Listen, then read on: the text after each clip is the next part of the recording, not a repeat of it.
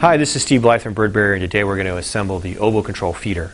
It'll come to you in a box like this. I've already taken the components out and laid them out, which I would recommend you do in a logical format so you can follow along with the instructions. So I take everything out of the box and then be ready and follow along. So your basic housing system is going to come married together like this, and you'll want to take them apart and set the one portion aside. And here's the feeder portion. There's this little tube that gets installed on the bottom with a screw as follows.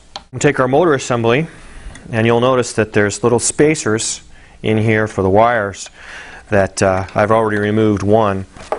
You place it on here. Now, when placing the wire, you'll want to line that hole up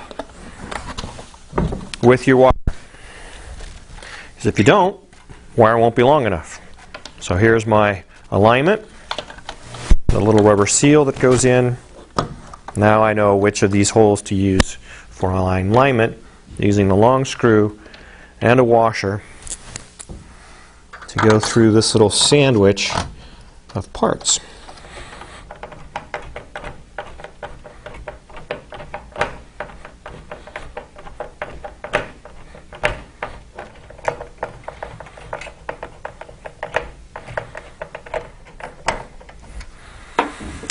Pushing the little rubber seal down into the hole, pulling it through with the second hand until it snaps into its little resting groove, and you'll be good. The next section goes on top like this, and you'll notice that it has a hole and a mounting spot for your battery box. You want that hole and mounting spot to line up across from where the wire's coming through. So in this instance, I need to turn it like this towards me.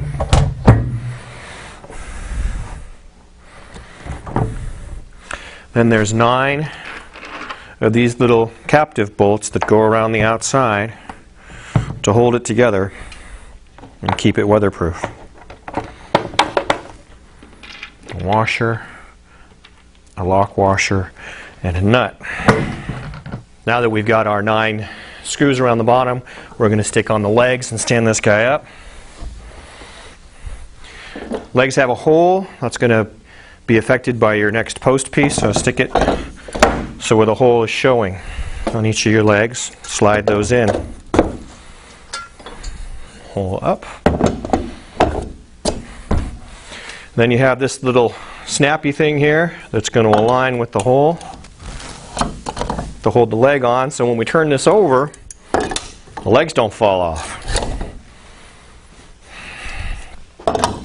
Depending on your scenario, depending on how high you want that, there's also leg extensions to set this unit up a little further to get a little further throw on the feed when you use them. In our case, in this setting, I'm not going to put them on. I'm just going to go right to the little feet that get mounted either on the extension or on the leg like this. The feet have holes for securing the unit to the ground. Depending on what you're dealing with, if it's a roof or a soft structure, for holding this down against the wind. So now we've got the unit assembled, and on the legs we put on our lid. Already pre-assembled for me was this little latch. You may have to attach yours.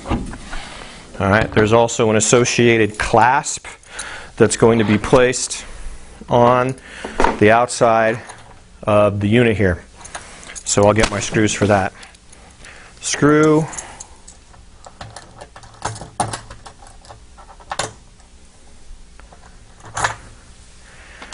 washer,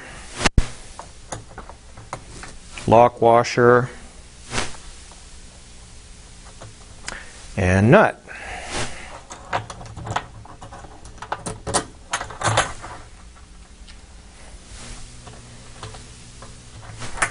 Now we'll tighten these babies down.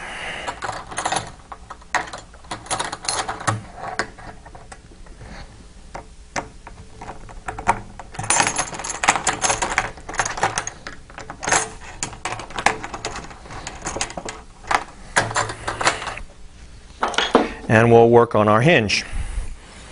So the lid goes on here and the hinge attaches to it. So same issue, put a bolt, nut, lock washer. You'll be good to go. A little bit longer one in this case. And tighten down the latch hinge here, and now we can put on our cover.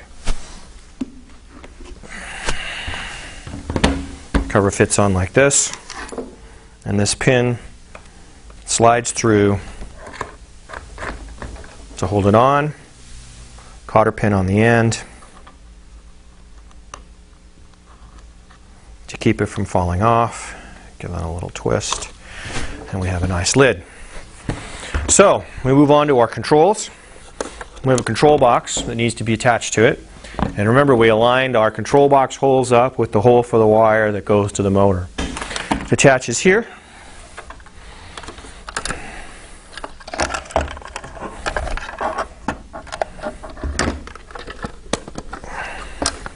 Close up the lid.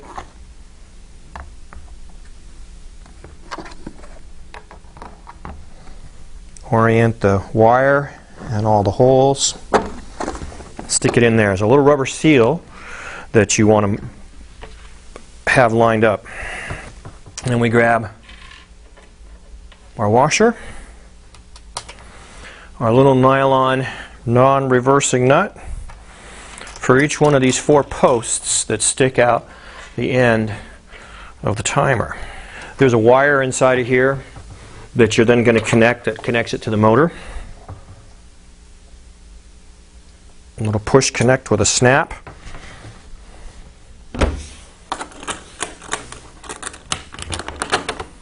Lock up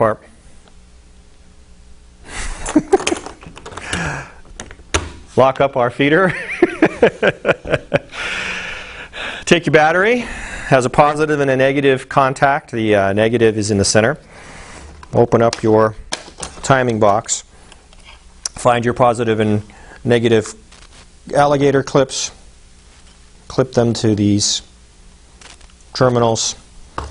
Slide the battery in the front. And now you'll be able to set your timer per the instruction for when you want this to go off and the duration to go off. Nice little weatherproof system. And there you have the OvoControl Feeder setup instructions.